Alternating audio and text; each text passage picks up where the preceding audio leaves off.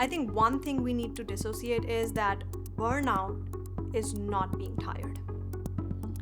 They are two completely different things. If you're tired, if you're just tired, you'll be able to rest. If you are going through burnout, it's an actual term, and I'm not even saying burnt out, like, because even that's different. But when we're talking about burnout as this medical term, burnout, you won't be able to rest. Hey guys, this is your girl Akia. Thank you for tuning in to this episode of Rooted with Red. I am here today with the one and only Mandeep Bahia. Yes. I love your name. Thank you. Like it just rolls off the tongue. Thank you. Okay, so this is what I'll say. Mandeep is gonna tell you who she is. Okay. But I have to tell you guys who she is to me. Oh. Mandeep is this wonderful little surprise that serendipitously came into my life when I was talking to another Go Yoga person, right? And she was telling me, you have to try Mandeep's class. And she teaches at Powell on this day and this time. And I was like, okay, I'm there. Literally, the first class, I was like, this is it.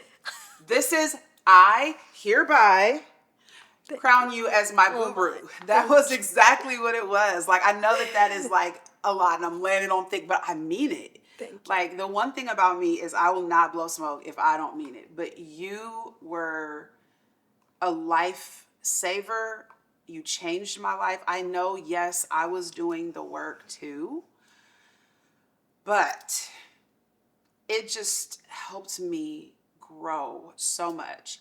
And I think I've shared this with you. But every single day, I would journal, and it would start off Mondays with your class, and so I would have some epiphany, some download on my mat. And at first, I was trying to get every pose just right, and I'm sure we'll talk about that.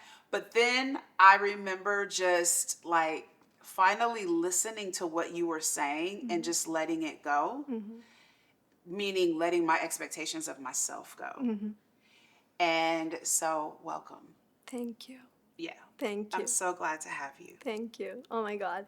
I'm not a guru. I really want to slash that right there. You're my guru. Well, thank you. Thank you. I really, really appreciate the honor. Yeah. But I'm just like you, just trying to figure life out, and yoga helped me a lot on my journey too. Yeah. And that's what inspires me to give that to others. Yeah. So yoga has always been there when I have navigated a lot of difficult situations in my life. So I know what it feels like to be in that place. And then I have also loved getting to know yoga at a very, very deeper level. Like that's what I feel like keeps me going, because I just want to know more about yoga. There's so much out there that we still don't know. It definitely is beyond the poses, right? Yeah. That I learned very early on. But it's just this constant quest that I have with yoga where I'm like, all right, but how is this happening? What is this doing? And then like how you said that things just download on your mat. Yeah. That is the state that we refer to as yoga, right? Because that's what my understanding of yoga has led to, is that it's not the practice. The practice is the asana. The practice is the pranayama. Yoga is that state that helps things flow the way they're meant to flow. Yeah. And when I go into a class to teach, that's what's happening to me as well.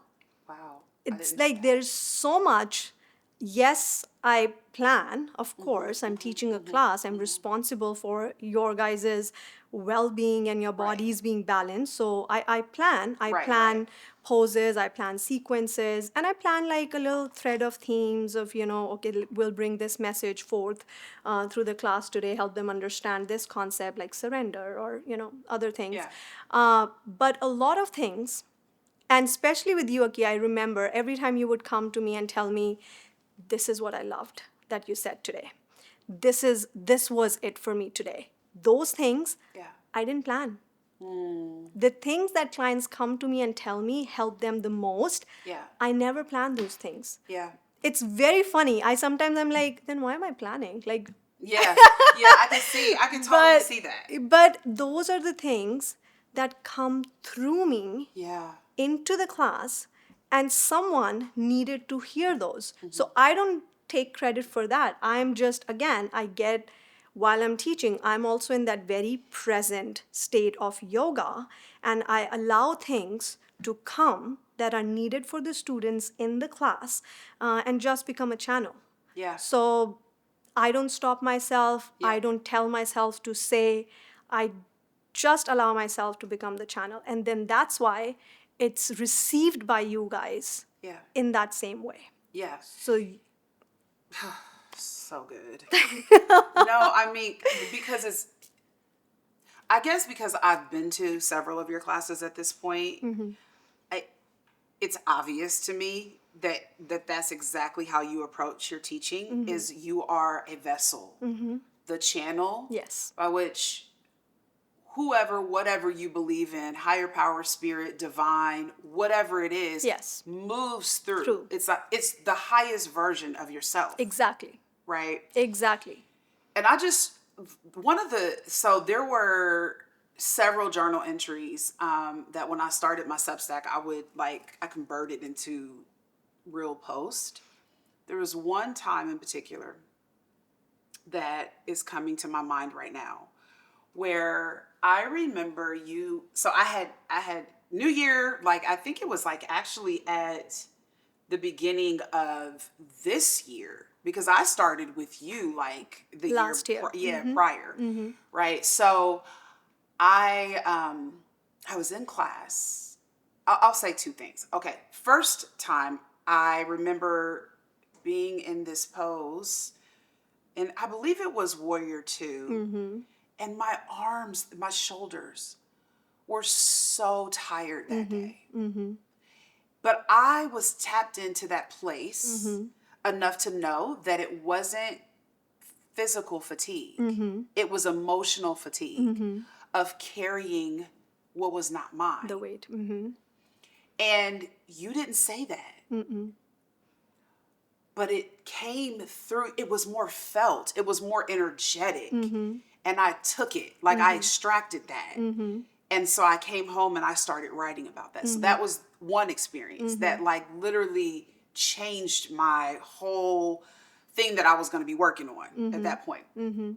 The second thing was at the start of this year, I went to California with my family. It's my happy place. I'm, on the beach, and I'm like, okay, what is my word for 2026? Expansion. I come to you, never ever told you this. In your class, again, we're in Warrior 2. And it's not lost on me that that particular pose is actually the pose where I do receive a lot of my downloads. And so I'm in Warrior 2, and what you said is, and you were at Dublin, I think, and you said, this pose is not about, what you said something about, it's not about how high you can lift your arms. This pose is about opening your heart. See, I don't remember that. Yeah. And you were talking about that Warrior 2 really is all about expansion. Yeah, that I do. And I was like, oh my God, That's the word. That's the word. And I was so happy. I had no idea. Oh my God. Yeah, I was so happy. And I was just like, yeah, guru. Oh my God. And so that was the moment, right? That I was just like, okay, this for me is signed, sealed, delivered. This is what I'm supposed to do. And so in writing this book, so I had been seeing you at the start of writing the book. And so I found my yoga on my mat to be like my church. And I say that to people all the time. And they're like, oh my God, that's blasphemous, But I'm like, no, you guys don't understand what yoga truly is about. This is a place where I come to myself. This is a place where I receive messages from what some would call God. I call the divine spirit. Yeah. I receive downloads. And so those were two pivotal moments in my yoga journey. I mean, there were so many more, but like that I can pinpoint and say, oh my gosh, like this is where I'm supposed to be. So pivoting a little bit to like, you know, while I was first attending your classes, you were in this program, learning to become a yoga therapist. And so for those of people who are not familiar with yoga therapy and what that means, can you explain that to us? Sure. Yoga therapy, I mean, the foundation of it is Yeah. the same as like your traditional yoga class, right? Uh-huh. It's yoga. It's the yoga Yeah. practices. There are asanas. The toolbox is a little bigger than what we do in a traditional yoga class because Yeah. there are more energetic movements. There are a lot of like ancient kriyas, breathing practices, breath-centered movements that come into play that I feel like maybe got lost in translation. Yeah. Because now the modern yoga became very rigid and like, oh, this is vinyasa and this is yin and this is relaxation and this is power. So there wasn't place left for all these other aspects of yoga that were very much a part of yoga from the get-go. So I think yoga therapy brings everything together. It's basically using yoga as a therapeutic tool. So if you're using yoga as a therapeutic tool, it means you're helping resolve something, right? Because that's Yeah. what therapeutic is. Like there is a condition or an issue or a symptom that you want to feel recovered from, and that's what therapy does. So yoga just looks at yoga therapy looks at the person as a whole first, understands the client, the person at a deeper level through all the layers, your physical layer, your energetic layer, your emotional layer, your mental layer, your spiritual layer. It looks at you holistically and then finds that the condition that, for example, let's say it's anxiety, right? Like you want to try yoga therapy for anxiety. Yeah. Then it looks at how anxiety is manifesting in all of these layers, and then which practices will help you overcome the anxiety or come back to this balanced state, because every person will respond to different practices very differently. So it is as a yoga therapist, the work is to really understand the client and the whole situation, and then find ways that are very specific to that person and that condition, and then deliver those. So it becomes a very like specific approach, whereas a traditional yoga class is more generic approach. Right. Both have a purpose to serve, but I think that's where yoga therapy is moving towards. And also the training is a lot more intense compared to yoga teacher trainings, at least like as of now. Yoga therapy programs are almost like master programs. Okay. Where you're doing like 2 years of studying. You study Yeah. all 7 systems of your body.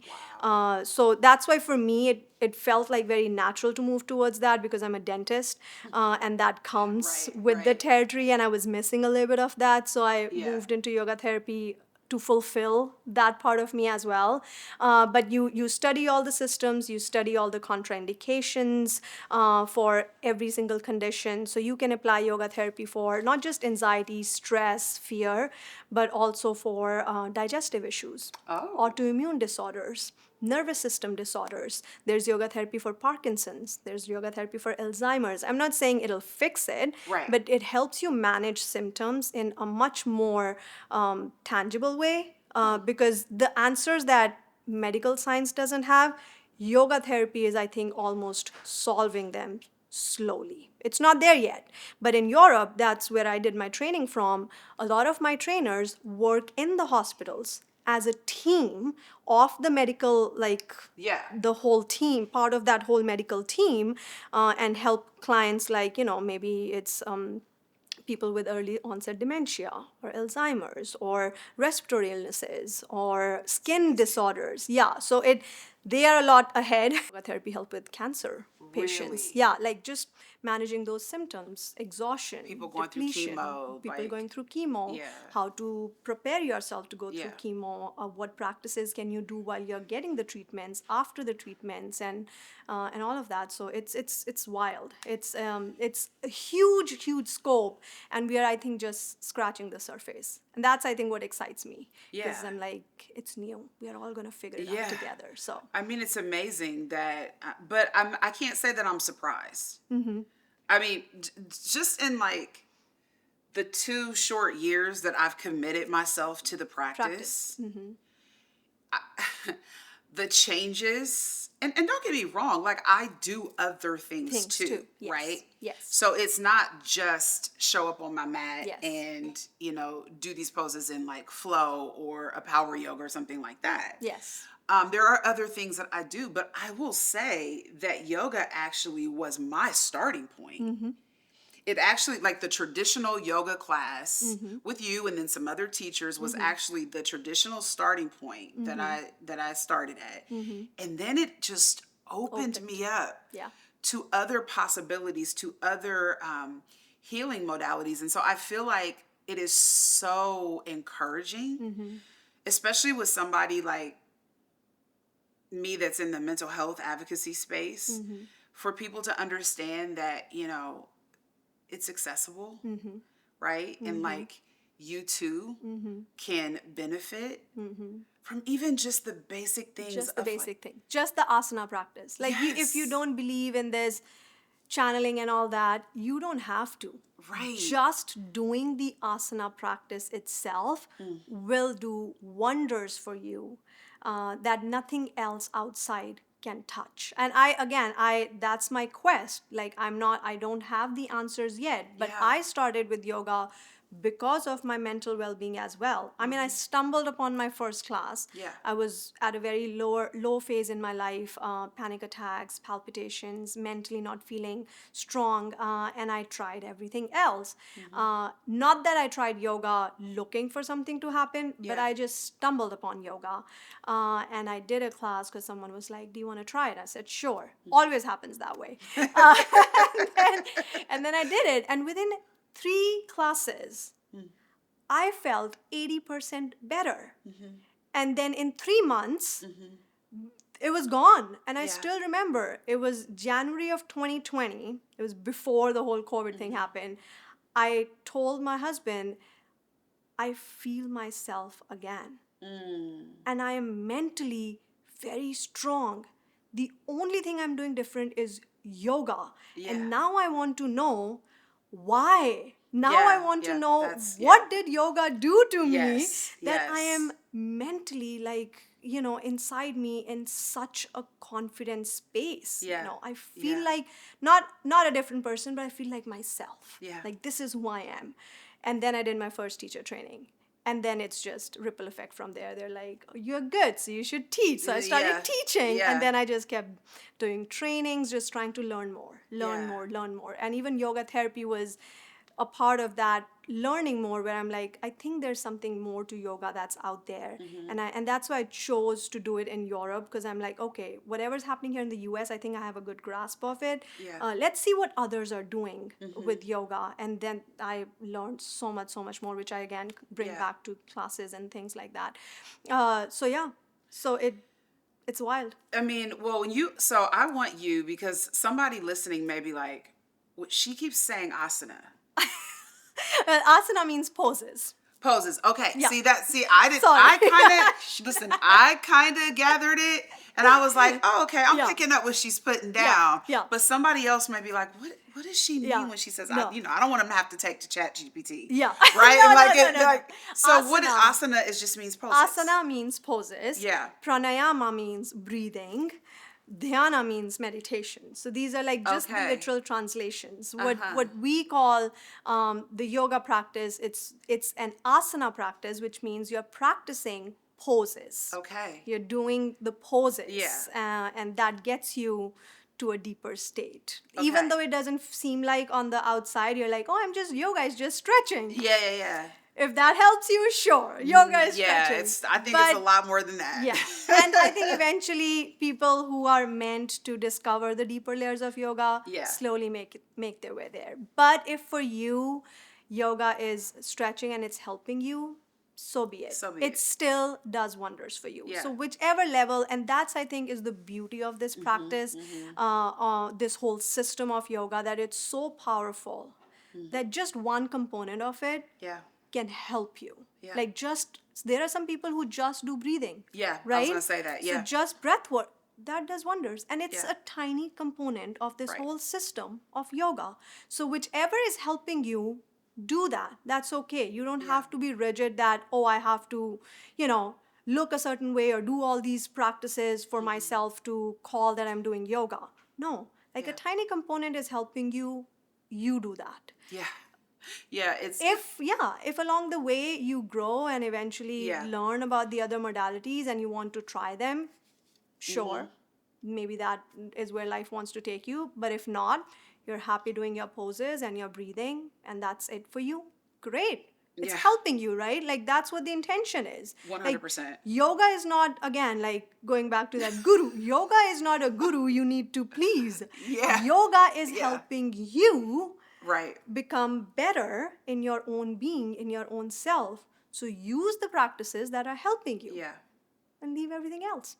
I think that was one of the things that I really enjoyed about your classes also, is that you would have us do these poses, but you say, if you feel like, today you need something else, then do it. Do it. And I think the freedom of choice Yes. in that, Yes. and I think, one of the best lessons that I learned through so I've been a Go Yoga person before Yeah. I moved out here. Yeah. I really love Go Yoga. I'm going to have an interview with Alyssa coming up soon. Oh, that's awesome. Yeah, because I like the whole philosophy behind Yes. Go Yoga and why she built the community. Yes. But me personally will not practice yoga anywhere else but Go Yoga. So I don't know what the heck I'm gonna do when I move. I'm just I think I'm gonna have to do it virtually or something like that. Yeah. Because I love when I used to go to Go Yoga out in New Albany. One of the things there was an instructor that I could never take his classes with my eyes open. Every time I would take his class, I would have to close my eyes because if I tried to open my eyes, I would be somewhere lost. He was one of those instructors where it was I had to feel my way through. And it was all about just, where are you? Checking here. And so what that got me really good at was not paying attention to what anybody else was doing. Yes. Right. And that's something that's really big at Go Yoga and in the Go Yoga community, where you will hear a lot of instructors say this is not a competition. Listen, I see people one day, I don't know, I might be 65, 70 years old when I get there. I mean, one day I would love to be able to do the thing where where you stand on your hands, is it crow? I love that so much. I want to do that so much. I secretly look at people that do that and I'm like, oh, I'm so jealous in the most positive way. I want to do that crow so bad. But I never ever just say to myself, you're not as good as them. Your yoga practice isn't deep enough because you can't do the same pose as them. Right? And I think that the teacher, the yoga community, especially the one that we're a part of, does such a great job. So as an instructor, what would you say to people that are I don't want to do yoga because I don't know what the heck I'm doing when I go in there? What would you say to maybe encourage them? You don't have to do it like everybody else. Yeah, totally. But you know what? No matter whatever I say, I was the same way. Every new yoga student will be like that. Yeah. We all will look at others. I have done the same thing that you are saying. When I started Go Yoga, Yeah. and I remember my first few classes, I would be like, cool, she's doing that. Like, and I used to be so in like looking at others and just trying to copy what they were doing. I didn't even pay attention to what the teacher was saying. Same thing. When I got, this is like me being totally open. When I got to my teacher training, they gave this script, that you're going to teach this. And I was like, there's no way teachers talk this much. You kidding me? Because I was so in looking at what people were doing that I wasn't listening to the teacher. Once I started listening to the teacher, like things started making sense. So no matter what I say, beginners will look at others. Yeah. And that's part of their journey. Yeah. That's okay. Yeah. But eventually, I think there will be a point, and it happens in everyone's journey, there will be a point where they'll be like, teacher will say something at the right time that they were paying attention, that it'll connect. Yeah. And then they'll be like, okay, it is about me. It is not about comparing myself to others. But it won't happen till they are not ready for that. Right. So whoever wants to start doing yoga, I would say if it calls you, because I truly believe this practice is not that, I found yoga. Yeah. Yoga found me. 100%. This practice chose me. Yeah. Right? So if it does, your life will lead you to it. Yes. And if it does, then just give it a go. Yeah.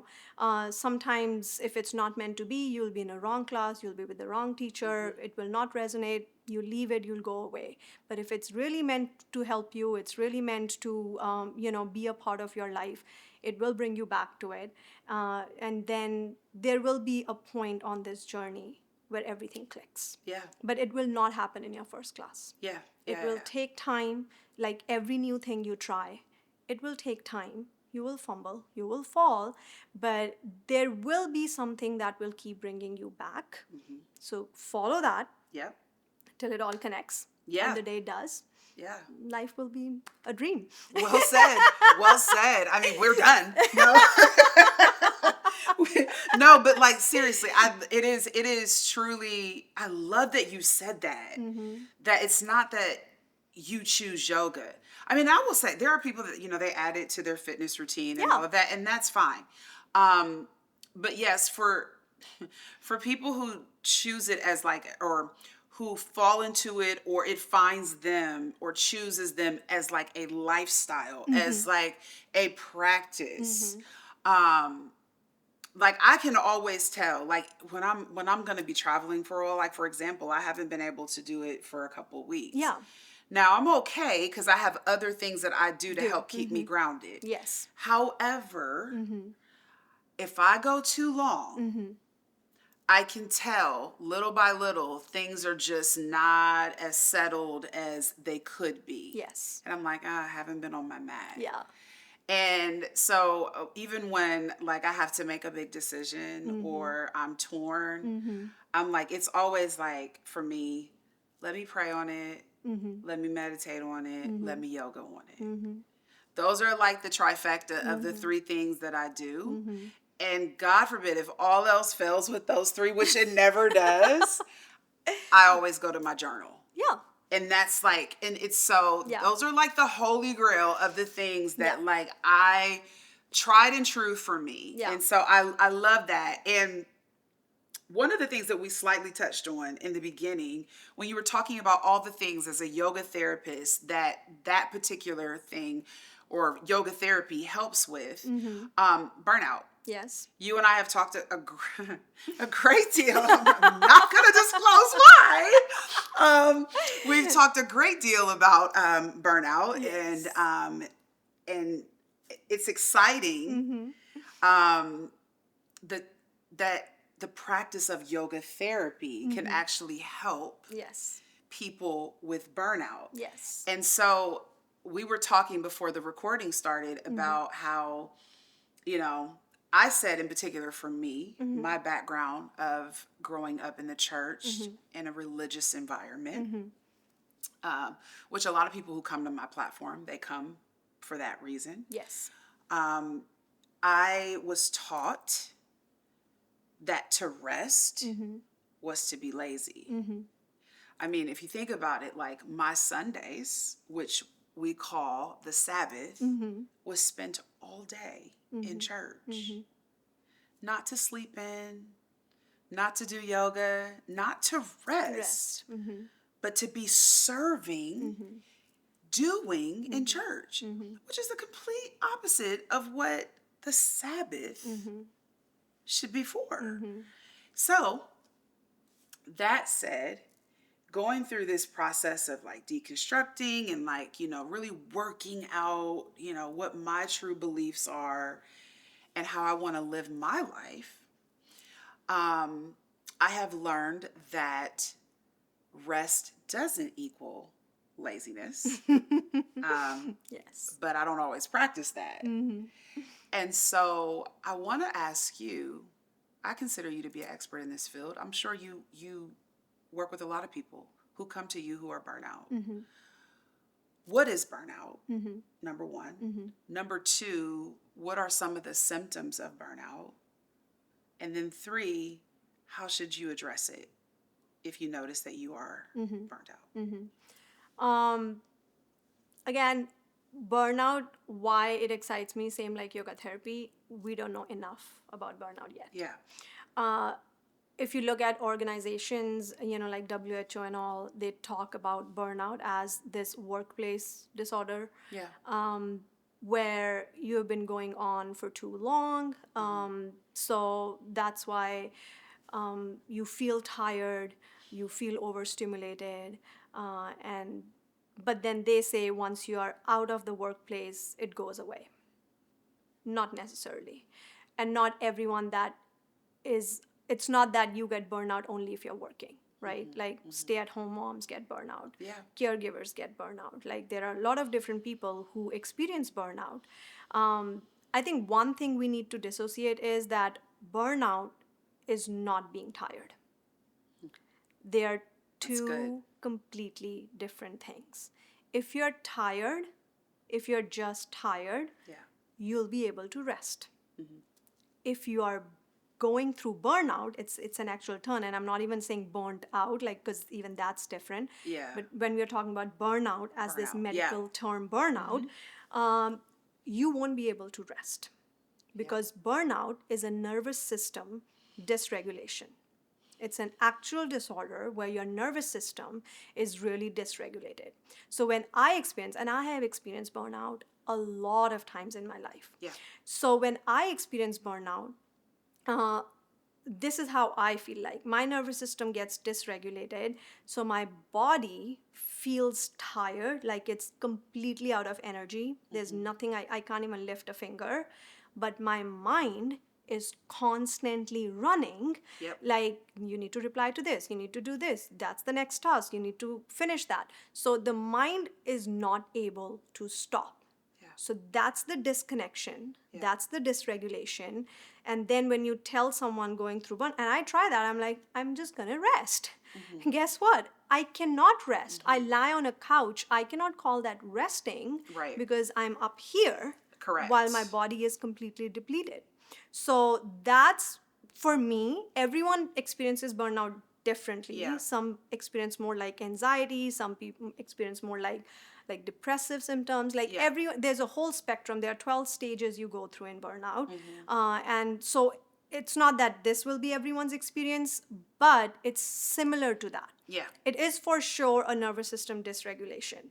Why that happens is because we have been in this flight or fight mode of our nervous system, which is that stimulated part of our nervous system, for a very, very long period of time. Yeah. Which means that, again, chronic stress, right? Like, why do you get chronic stress? Because a stressful situation has not ended. It might be the same, might be different stressful situations one after the other. Yeah. Our nervous system does not see that. Our nervous system sees any stressful situation as a threat. So how normally it is supposed to happen, your nervous system's role is to keep you safe, right? And, if you look at animals, a deer gets stressed because he sees leaves moving, so there's something there. So your nervous system is activating to prepare you to either fight or run, right? Yep. Or flight or fight. So it's preparing you. Yep. But then you realize, okay, the danger is gone. Right. The stress is gone.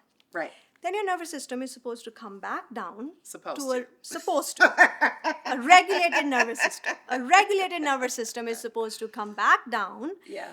to its relax and rest mode, Yeah. where everything can start balancing itself, all that thing, hormones that were up high to help you run can start normalizing themselves, and you return back to your still state. Yeah. But in the society we live in, that does not happen. So everything, every email that comes through, invitation that comes through, another project you need to work on, kids, like everything, your nervous system is not seeing that as different things. Your nervous system is seeing that as a threat. There's a threat, there's a threat, there's a threat. So you are constantly in this unsafe environment inside you, and your nervous system is trying to keep you protected, so it's keeping it running the whole time. There's a threat, we need to do something. There's a threat, we need to do something. And then if that happens for a long period of time, the nervous system is going to be like, I'm done. Fried. It's fried. Oh, yeah, it's done. fried. There's a freeze mode in there that comes if you go like more technical into the polyvagal theory and all that. Yeah. But in a nutshell, the nervous system is done. And when it just shuts down, it's stuck up there. Now you need to do things that will slowly, because if you immediately are like, just rest, it's stuck up there. It's stuck. You cannot rest. Right. Rest will not bring, in fact, like people who have like high functioning burnout or like anxiety a lot, you cannot ask them to meditate. Because they can't sit still. Right. Like their nervous system is so wired up that it's just stuck up there. Yeah. So yoga therapy, for me, it has helped so much in bringing that nervous system back to its relax and rest mode. Yeah. And then it can start functioning normally. The first time I did those practices, it took me a long time to recover from that. But now I'm at a place where I notice it's happening. I do the practices, and in a couple hours, I'm back to normal. Yeah. So it has learned to regulate itself. Yeah. So that's what burnout is. And the only thing I would say is that we should not take it as something you can push through. That, you know, like, it's fine. That's part of the life we're living. Yeah. Because the stories that I heard through my training were really scary, because what comes after burnout, like we are not paying attention to that. Like there were some stories talked about where a very high level executive, like a CEO of a company, kept pushing through, got burnt out, kept pushing through, got dementia in his 60s, got dementia, kept pushing through, got Alzheimer's, and spent from 65 onwards his whole life in a facility, not even knowing who he is. So we need to be very, very careful. If your body is giving you signals that you are going through burnout, your nervous system is dysregulated, we need to stop telling ourselves, oh, it's something you can push through. Yeah. Listening to yourself and knowing that, okay, something is off, and getting help before it gets to the point where, because memory loss, cognitive function loss, dementia, they're all very, like even WHO tells you that that's the consequence of burnout going for too long. So we need to be careful. And I love, my trainer said, and I hold this with me, since then, burnout is the softest landing. Burnout is the signal your body is giving you. That's powerful, that actually. something is off. Listen to it. Do things to help you recover from it. Yeah. Because what's on the other side is far scarier. Wow. That, I mean, wow. I know. It blew my mind too when I first learned about it. I'm just sitting in that and I'm like, wow. Because yes, it would be the softest landing. You know, I have more questions obviously, but I'm going to pause here and I'm going to tell a little story. Like, I remember I was going through doing the yoga, right? Yoga called me, found me. I was doing it. And in the midst of that, I literally had never heard the words heart chakra before. And this is when you say that like things call you or they come to you, and it's like your higher self that's like kind of bringing those out. And so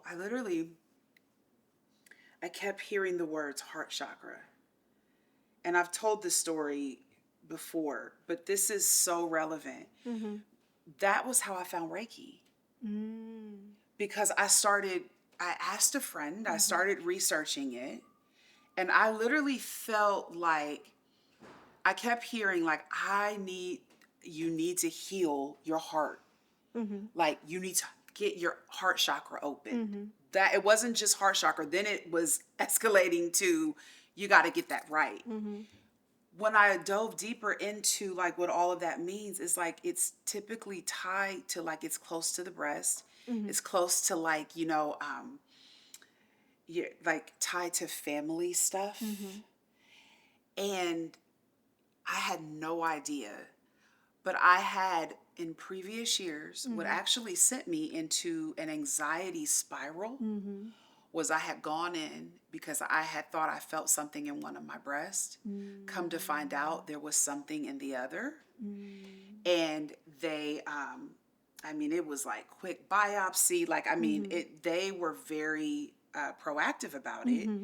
It turned out to be benign. But when I tell you that I now realize that these kinds of issues that we don't resolve, that we don't do something about, when our spirit, our soul is calling to us to do something about, can result into more serious things. And that for me is just a confirmation of that. I can't imagine getting that diagnosis after but you don't even realize, like I've even heard like through Reiki training that the autoimmune diseases, which by the way are very common in women. Very. And far more. And let's not even go to the side of like Black and brown women, right? We have a higher predisposition to those types of things. I think a lot of it is like just the trauma of like being a Black or brown female. And so anyways, the body turning on itself. Yeah, that's autoimmune. That's autoimmune. So basically, what I've seen is a lot of women, they like self-loathing, hating themselves, like just all of the negative self-talk. Yes. Right? Yes. And the burnout that goes untreated because we feel like we have to be strong. We feel like, as I said, have to lift everybody else up. Yes. And the body internalizes it. Which is, the body is so smart. Very smart. So wise. And I just feel like burnout is such a badge of honor in our culture. Like we use the term, we use the word, but nobody really actively does anything about it. And trust me, like half of the people who say, oh, I'm so burnt out, they probably are not like the burnout we are talking about. They're probably not there, but we are just using exactly like, so if you're tired, it's just a fancier way of saying tired. Oh, I'm burnt out. But why are you tired? Because you worked hard, and hardworking is like, revered in this society. Like, oh, you're a hard worker. That's why you're tired. So that's why that badge of honor thing comes across. But yeah, you're right. And I've said this, like there has to be a balance between the hustle and the flow. Yeah. And I think that that's where people get out of alignment. Would you agree that like it's okay to work hard and do these sprints and do the things that you need to do to get stuff done. Yeah, but also remember to come back down. Yes. Time and time again. Not when you are so exhausted that there is no other option. Exactly. But periodically, even throughout your day, like have time for working hard, but also have time for actually taking care of yourself. Yeah. Right? Like listening to your body. Yes. And Yes. all these yes. things that you talk about, Reiki and heart chakra, and the things that you internalize, they all point towards one thing. Listen to yourself. There is so much Yes. wisdom, Yes. your body and all these like energy centers, if you believe in it. If not, then just the body, right?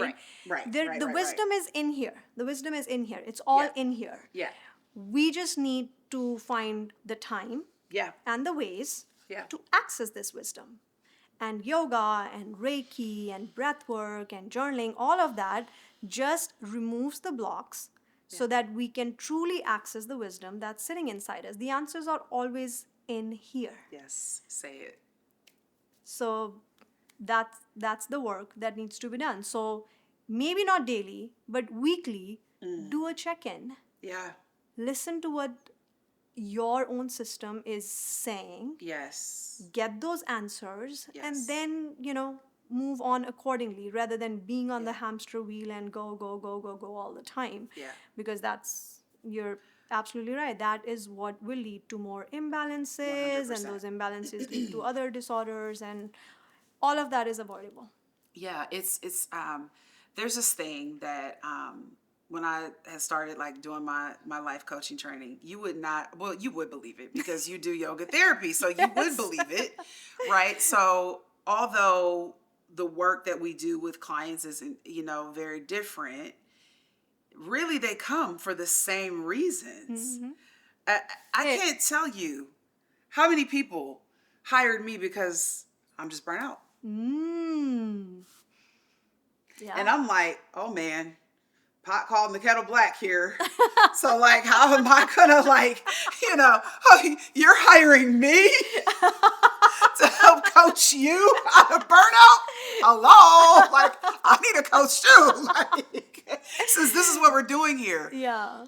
But one of the things, so I guess you would agree, right? That the beautiful thing about being a yoga therapist for other people or a life coach for other people is that you can yoga therapy yourself. You can life coach yourself. Yeah. And right? I feel like I think it beautifully happens the other way, because once first of all, they come to you for burnout, or they'll come to me for burnout because I know what they're going through. Yes. They don't have to explain it to me. Yeah. I understand exactly what they're feeling. So that's why it becomes so personal to me. I'm like, I know what you're saying. Yeah. And my clients, like, when they express it, they're like, people don't get it. I said, I do, because I know what it is, I right? lived it. So then, then that forms an instant connection, right? Yeah. Okay, this person gets me. Because majority of the problems that happens in these therapy sessions where things don't get resolved or like even outside of it, it was a big one for me. It's like, people don't get me. Yeah. Like, they don't understand what I mean. Yeah. So when like out of that whole like crowd of people, one person is like, I do, because I've been there. Yeah. And I did something that helped me get out of there. Then I think that instant trust, that instant connection is formed. And that does half of the work. Yeah. Right? It does. And then, that because if that connection and trust is not there, then no matter how efficient your techniques are, they're not going to work. Yeah. Right? So I think that is really, really important. So it is great that people are coming to you because you experienced burnout. Now it's like, let's figure it out together. Yeah. These are the things that are helping me, because you are genuinely wanting to help yourself, 100%. right? Because you don't want to be in burnout. Oh, no. So it's not like, oh, let me go find a technique for this person. You're like, no, let me go find a technique that worked. Yeah. Yeah. And then from that experience, you teach it. And I think that is another level of, actually making a difference. Yeah, I mean, I would say this is actually a really powerful segue into what I was going to talk to you about next. Is so you're right. Like, the things that I would have my clients do are things that are tried and true, things that, I just suggest it to people though. Like, I never ever say, well, no, you have to do this, right? And I know that you're similar or the same in that way.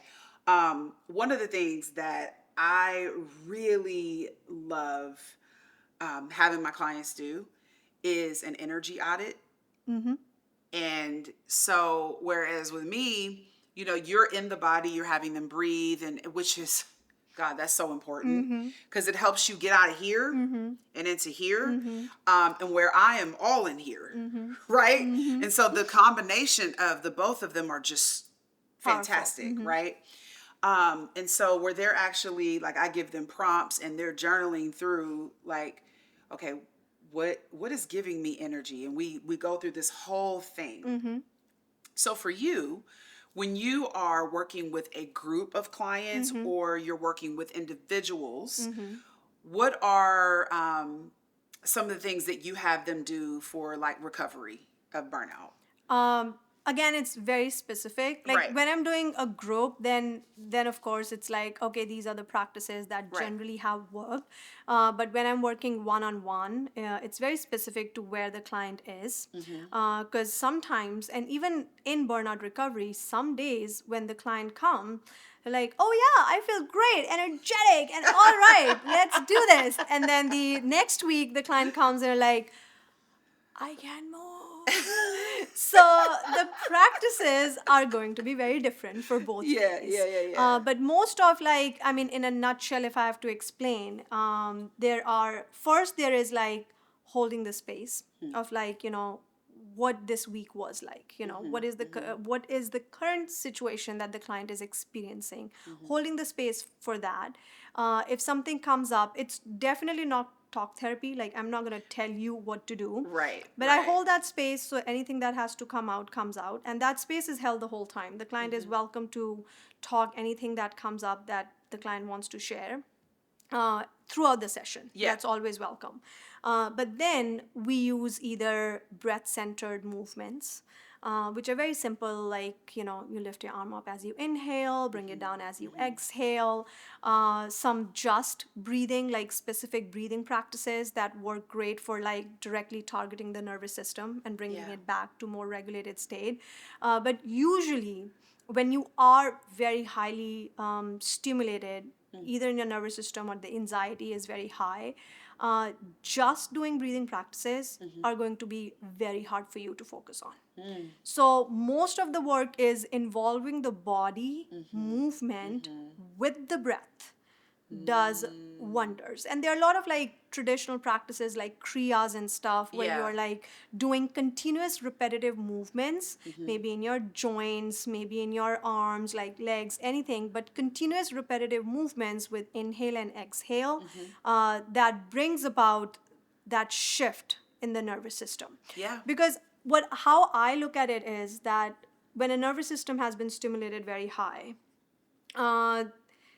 it's hard, and we are not trying to stop it, right? Because if you're going to try to stop a very fast speeding car, it's going to end up in an accident, right? Yeah. So what do you do to stop a car? You slow it down. Slow it down. Yeah. So the nervous system does not know how to slow down. So these slow breath-centered movements help the nervous system to slow down. So it's slowing itself down, and then eventually, and it's not like one session helps. Right. Of course, it brings you back a little bit, but it takes many, many, many sessions. Yeah. But eventually, that slow movements, sometimes it's energetic related movements where, some little bit of it comes from like maybe a kundalini practice where you're like moving the arms. Yeah, I've done that in your classes before. I know exactly what that is. So some are like more energetic movements too, depending on where the client is, but sometimes it's like just moving the head gently and slowly. So I think the main goal there is like to just slow a fast moving nervous system back to a little more balanced state. And then there are a lot of other practices, like I do vagal activation practices, where you directly work with the vagus nerve, and there are so many eye movement practices and other like breathing practices just targeted for vagal nerve activation. So vagus nerve, it goes in the back. It's in the back. Okay. So they are called the cranial nerves. They run from the base of your brain down into the the spinal cord and everything. So the vagus nerve is the one that goes from there. It's connected to everywhere in your face. connected to your arms, your all your internal organs. It has connections. Really? Your lungs, your heart, your digestive system. So your vagus nerve is like the supreme leader of your nervous system. So when you want your nervous system to come to a more parasympathetic place, which Yeah. is parasympathetic is the relax and restore Right. place, it happens when the vagus nerve is active. So when the vagus nerve is not active, when it's not working at its optimum, that's when you are high up here. So immediately when the vagus nerve like jumps on and kicks up, your digestion gets better, Yeah. your heart rate slows down, Yeah. your breathing slows down. So these are like some of the vital functions that are controlled by your vagus nerve. And the beauty of this is that then some of these functions like breathing practices or eye movement practices, which are directly connected to the vagus nerve, can influence the vagus nerve too. So instead of waiting for the vagus nerve to activate, you can start slowing your breathing, and it will send signals to the vagus nerve that it's safe, and it'll wake it, Yeah, up. like, yeah. And then once the vagus nerve wakes, then the parasympathetic nervous system kicks in. But that happens when you're sending signals back, because 80% of the nerves, Yeah. the nerve endings for vagus nerve, go back. Only 20% from vagus nerve go into your body. 80% are sensory that send signals back to the brain. So when you Wow. are creating environment that you are safe, you're breathing slow, which immediately sends the signal to your vagus nerve that everything is fine, we're Yeah. safe, Yeah, we're everything's safe, yep. okay. So then the parasympathetic nervous system kicks in, the brain relaxes, you're able to have more rational thought process and not Yeah. stay in that frenzy. So I think that's why breath work Yeah. helps so much with all that, because that's the way that's the only thing in our control, but that's the way you Yeah. are able to send signals back to your body and your nervous system and your brain that everything is safe. Yeah. And Yeah. just that safety brings it out from. I'm getting chills, so there's I'm definitely like, that I'm sitting here and I'm just like, no, because it's like really connecting with me too. Because I'm sitting here and I'm just like, first of all, thank you Of course. for going into this explanation. I mean, so, I have a vagus nerve stimulator, Oh yeah, my husband uses that. right? And it's upstairs charging right now. And I'm like, I'm going to do it tonight. I'm like, I fell off. I got inconsistent. Yeah. I'm like, I'm going to do it tonight. And I'm actually going to try it while I'm like, okay, so I started coloring by number.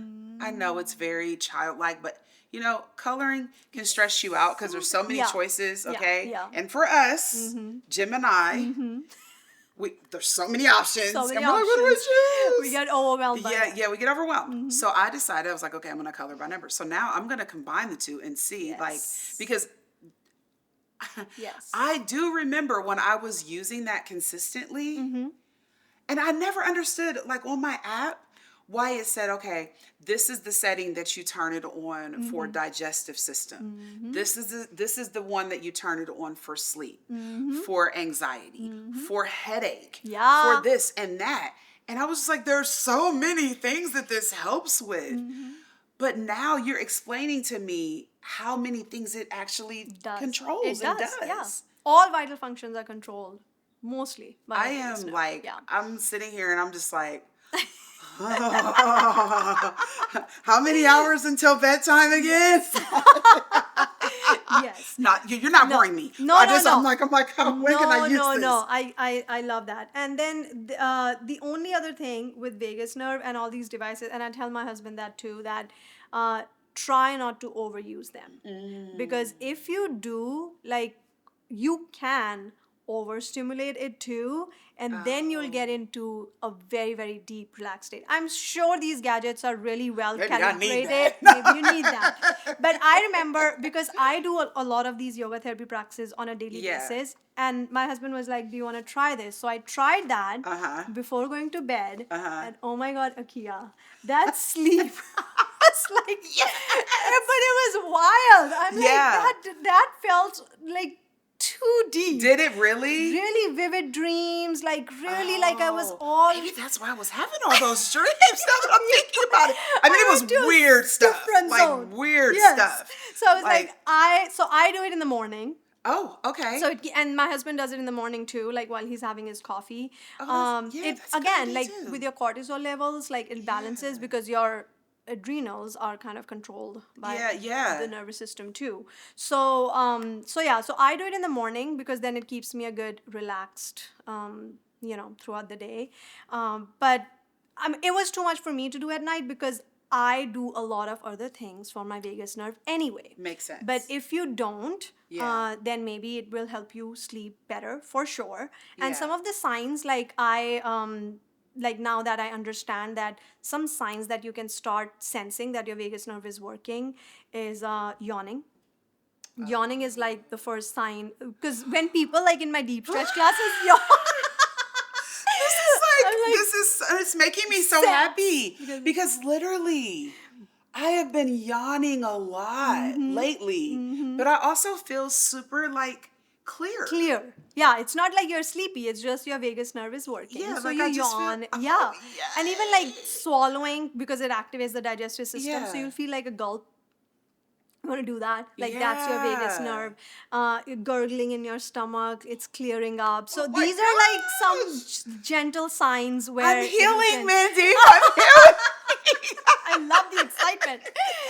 So yeah, That's awesome. Yeah. But always, we have to be careful with all these things because you don't want too much of anything is not great for you. I get that. Like I understand that. Yeah. And that makes a whole lot of sense. And I'm not endorsing any particular product, but oh my gosh. But there are technology, man. Technology. There are things out there. Yeah. I mean, I thought it was like just BS, like at first. No. I mean, I had heard, all of this advocacy work. You hear about things, you talk to experts and professionals, right? Yeah. But actually trying these things. And so I finally was just like, I'm just going to order one for myself and just see. Yeah. And I mean, to be clear, I haven't used it in a very long time, but I'm also doing other things. Yes, exactly. So so I'm doing other things and I'm noticing the yawning. I'm noticing the gurgling. All the things that you just described, like I am noticing. So there's your sign. It's working. But I still am going to do it anyway. Do it anyway. Hey, maintenance, right? Yeah, I want to maintenance. Yeah, exactly. Because life throws things at you that's going to affect the vagus nerve or affect your nervous system. So the maintenance things, helps. Okay. All right. I got my marching orders. I'm going to do it tonight because I just want to try it. I'm going to try it for a week straight and then I'm going to text you and I'm going to report back to you and be like, Mindy, like this is what's happening. Let me know. Okay. As we kind of round out to close here. I mean, I didn't even go on a script. This is how I didn't, and I sent you all these questions beforehand and I only asked like 5 of them, probably even, not even that, but it just flows so beautifully. I loved it. But the one thing that I would love to there are a few things I want to close out on. Sure. So my fast round questions. I love doing these. Okay. What is one thing you do daily to support your own nervous system? I think just sitting with myself. I do that a lot. Like, especially in the morning, I have to have my own time. Like, without anyone around me. Find a corner where I can sit, sip on my coffee. If it's a nice day, of course, it's outside. Yeah. But just being with myself, looking into the distance, seeing how I'm actually feeling, if there's anything that I need to know about my body or my system or my mind. And then sometimes things come up, so I'll write or journal. Sometimes I just, it just feels good just to be there. Yeah, I was going to say you sit there and you just be. Just be. Yeah. And I try doing that few times throughout the day. That's nice. Yeah. And How long? Like 5 minutes, 10 minutes? Whatever time allows. Yeah. Like sometimes it's, morning for sure it goes on for like good half an hour to an hour. Like sometimes it's before like dropping my daughter off. Like I'll take an hour to be there. Sometimes it's like after I drop her off to whatever activity or school, and then I come back and then sit for a long period of time. But throughout the day, like even if I get 5-10 minutes, like I like that pause between my day rather than being on the, oh, let me do this. No, I do one thing and then come back, take that pause, be with myself, sit and just do nothing. Oh, so you're saying you don't overschedule your day? Oh, no. Okay, yeah, I need to. Okay, No. check. I need to learn that. No. What's a book that has influenced your healing journey? Well, I'm not a reader, as in like I read books to completion. And then I listened to someone else on a podcast who's like, hey, you're not supposed to read books to complete them. He's like, because we, again, in the culture, oh, I have read 500 books this year. Yeah, Let's see yeah, how yeah, many. yeah. Like, if you're going to read the whole book to completion and then put it down and not use any of that stuff, like, for your life. I mean, I know again, I don't read fiction. So Yeah, some yeah, people yeah, who yeah. do read fiction, who enjoy reading that, that's great.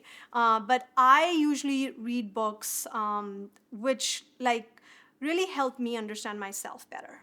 So yoga books have helped a lot, but even before yoga, like Yeah. Alchemist and Paulo Oh, Coelho, yeah. like those Yeah, were yeah, the yeah. books that I always read.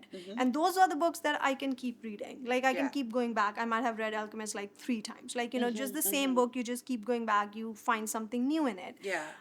So like a lot of books with like Rumi, 40 Rules Yeah. of Love, like those Yeah. kinds.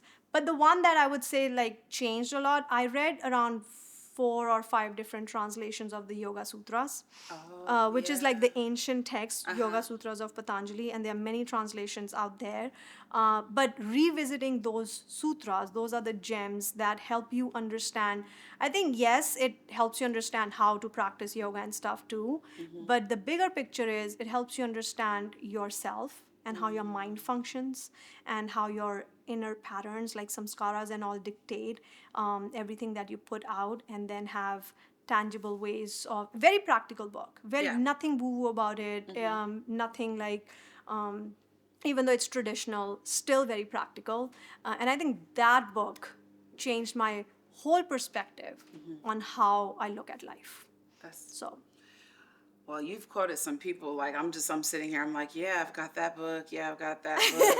Because I am the one. I'm a writer, for God's Yeah. sake. So like I do books. read to Yeah. because it inspires me, right? Yeah. And but to your point, like I read fiction too. I had to make myself because I'm a self-help writer. So I literally like was reading self-help books, writing self-help books. Yeah. And my dear friend, she was like, Akia, girl, Yeah. you got to come up. Yeah. You're on the ocean floor here. Yeah. You got to come up for air, sis.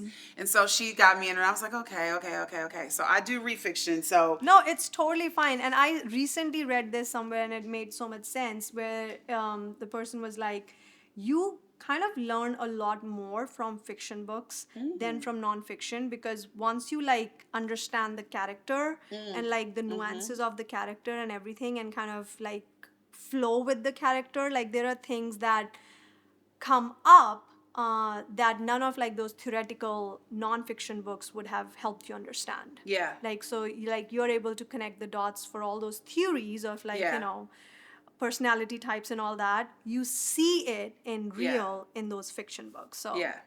So it's helpful. Well, it's helpful. It is. And I'm not a fiction girl, like Yeah. completely, but like there are certain types of fiction that I gravitate towards. Yeah. So yeah,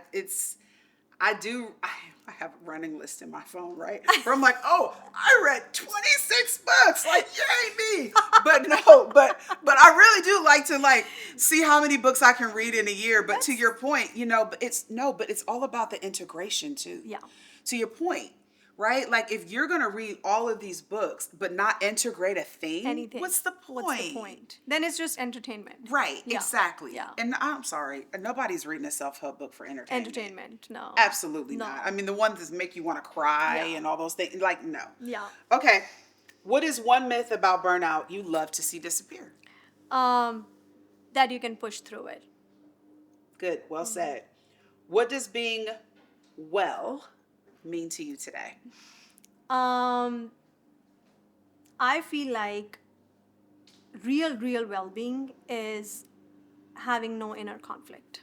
Ooh. Because I always am like, do I want like physical, like fitness, like good body, and like being able to do things? You can do all that, but I feel like if internally there's a turmoil going on, then you're not well at all, as fit as you might be, and then it always is, and Ayurveda talks about that it always starts, like any disease always starts with that imbalance inside you, with that inner conflict that goes unnoticed and unheard for a long period of time. So for me, and I've recently started doing this, and it has helped me a lot because I have eczema and all. It flares up time to time, especially with burnout. When I'm burned out, eczema comes and Stress, all all that. the things. Yes. Yeah. But I started checking in with myself again when I sit and be like, is there any inner conflict? Is there anything I need to do to like settle that conflict rather That's than a just good point. pushing it down? And ever since I started doing that, Akia, my eczema has started calming down on its own. Wow. So for me, just living without any inner conflict means I was well today.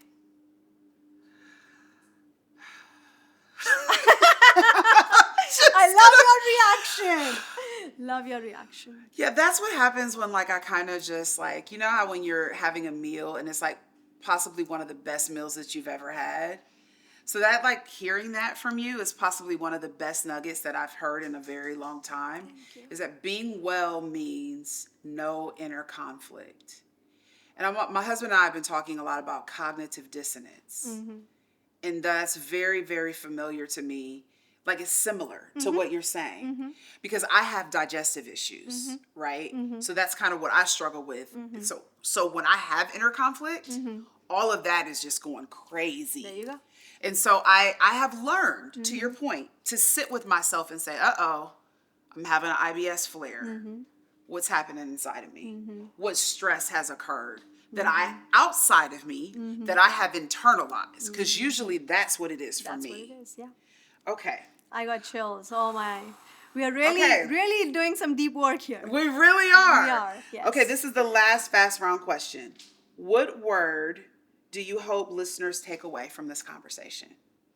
Listen to yourself. Boom. That's it. Okay, you guys, listen. I'm laughing because this is like, it feels so weird to like end like this. Because it was just like Mandeep like took the microphone and was just like, listen to yourself. Boom. So, yeah. So I'm going to listen to myself right now and I'm just going to let it simmer. Let it simmer. I have thoroughly enjoyed this conversation. I have enjoyed every minute of your time. Thank you. So have I. That's good. I'm glad that I added something and didn't just extract from you. No, amazing. I just need to go chew on some of the things that you've said. And it's very rare if you are regular at listening to me or watching me that I end an episode as speechless as I am right now. So this just lets you know the profound impact that she has had on my life and continues to have on my life. Thank you. Yeah. So like,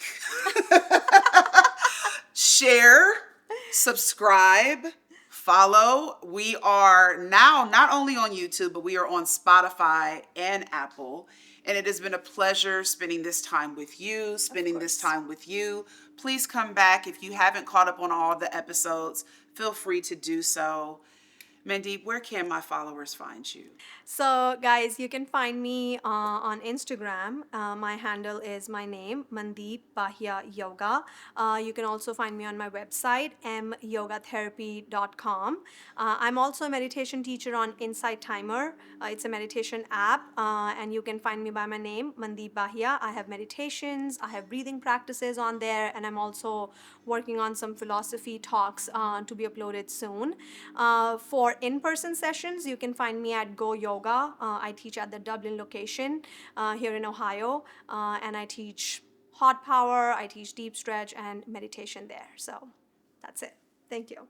Thank you. Of course. Thanks for having me. It was a pleasure. It was a pleasure for me too. All right. You heard it here first, guys. This is your girl Keys. Oh Check my it out. Thank you. Thank you.